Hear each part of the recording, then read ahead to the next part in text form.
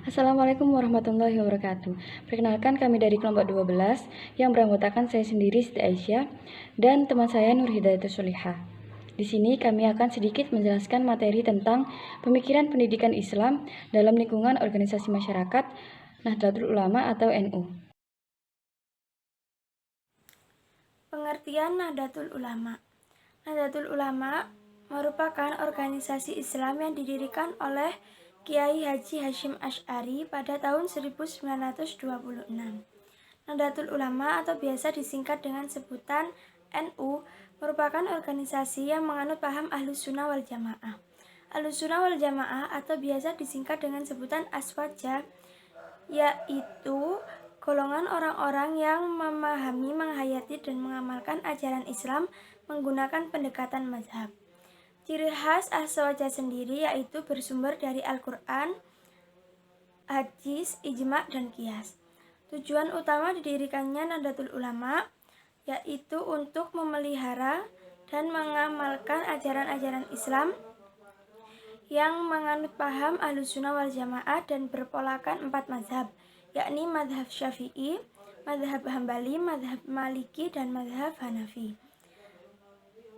Kemudian mempersatukan langkah-langkah yang telah dirintis oleh para pemimpin dan pengikut-pengikutnya, serta melakukan kegiatan-kegiatan yang bertujuan atau bermanfaat untuk kemaslahatan masyarakat dan kemajuan bangsa dan negara.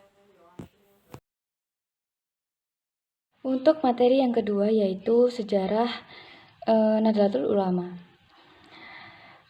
Kaum terpelajar telah tergugah kesadarannya untuk memperjuangkan martabat bangsa ini akibat kungkungan tradisi maupun akibat penjajahan melalui jalan pendidikan dan organisasi.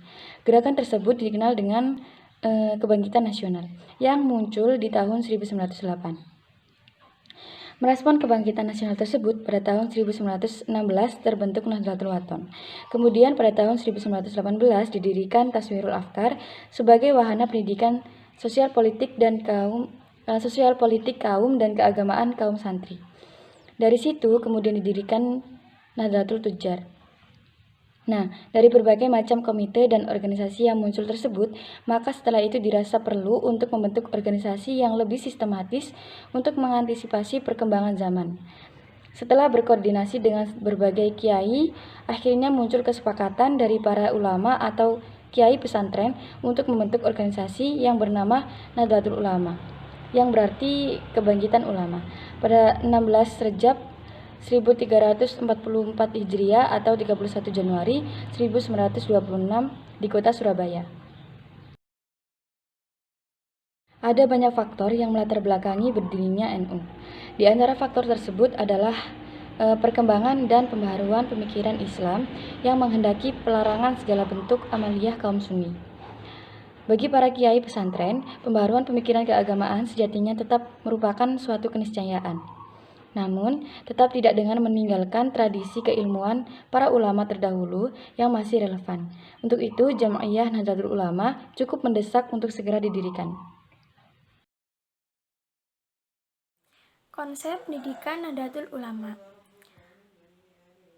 Di dalam bidang pendidikan, NU merupakan manifestasi modern dari kehidupan keagamaan, sosial, dan budaya dari para kiai.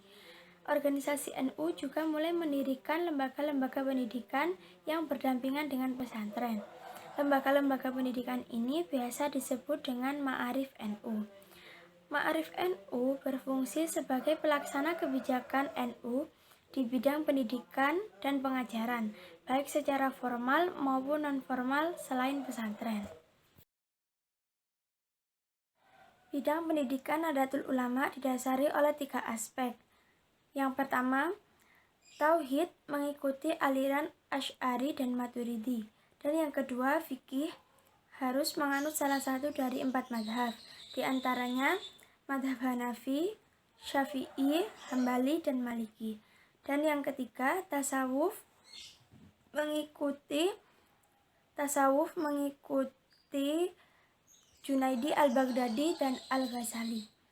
Kurikulum yang digunakan dalam Ma'arif NU yaitu kurikulum yang telah ditetapkan oleh pemerintahan serta mendapat tambahan yang dibutuhkan oleh madrasah atau sekolah-sekolah yang ada di lembaga NU, khususnya pada studi ke-NU-an dan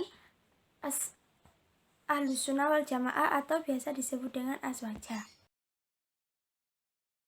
Untuk materi yang selanjutnya yaitu pembaruan. Pembaruan pendidikan NU adalah cermin kemodernan para pendidik pesantren yang berusaha membawa warganya kepada cara pandang baru di lapangan pendidikan. Sebagai sarana maksimalisasi aktivitas pendidikan pengajaran Islam di kurun modern, guna melengkapi sistem kelembagaan pendidikan tradisional atau pesantren yang ada. Karena telah mengalami pelapukan akibat dimakan usia, dalam tujuan pendidikan Islam juga terjadi beberapa perubahan, yaitu tujuannya pendidikan Islam di pesantren adalah untuk mencetak santri yang berkepribadian muslim dan bertakwa kepada Allah Subhanahu wa taala, serta memiliki keterampilan sehingga santri dapat mandiri dan berkiprah pada masyarakat dalam berbagai aspek kehidupan.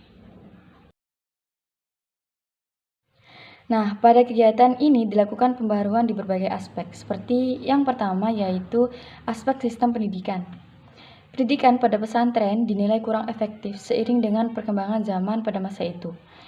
Mereka menganggap jika tetap meneruskan pendidikan model pesantren seperti itu, maka bidang pendidikan akan tertinggal jauh dengan perkembangan zaman modern yang semakin pesat. Oleh karena itu, mereka mengusulkan lembaga pendidikan pesantren diubah menjadi madrasah. Yang kedua, ialah teologi pendidikan. NU lebih menekankan pada penggunaan konsep manusia dinamisnya Maturidi menggantikan konsep manusia fatalisnya Al-Asy'ari. Yang ketiga, ialah mengadakan tilar dengan reaktualisasi dan reposisi. Reaktualisasi adalah upaya menghidupkan dan menggerakkan kembali nilai-nilai positif yang sejak dulu dimiliki lembaga pendidikan Islam dan cocok dengan kondisi modern. Sedangkan reposisi dimaksudkan sebagai upaya mengatur atau merumuskan kembali posisi lembaga pendidikan Islam bukan sekedar sebagai lembaga pengajaran ilmu-ilmu agama, tetapi sekaligus juga berbagai ilmu pengetahuan umum dan keterampilan atau teknologi. Nah, yang terakhir ialah merombak paradigma penyelenggaraan pendidikan NU. Juga merupakan paradigma pendidikan yang lama menjadi paradigma yang bermutu dan masih mempertahankan segi kuantitas yang ada. Juga memperbarui metode pengajaran yang merupakan pada masa itu NU mulai memperkenalkan metode baru yang lebih teratur dan terorganisir. Kontribusi pendidikan NU pada negara Indonesia. Bidang pendidikan NU yang identik dengan pesantren sangat berkontribusi pada negara Indonesia. Pendidikan NU selaras dengan ideologi bangsa Indonesia yang mengedepankan aturan dan norma-norma hukum. Pendidikan NU, misalnya pendidikan NU mengajarkan para siswanya untuk tidak melanggar hukum. Hal tersebut juga selaras dengan ideologi bangsa Indonesia yang melarang rakyatnya untuk melanggar aturan-aturan dan hukum yang telah ditetapkan oleh pemerintahan.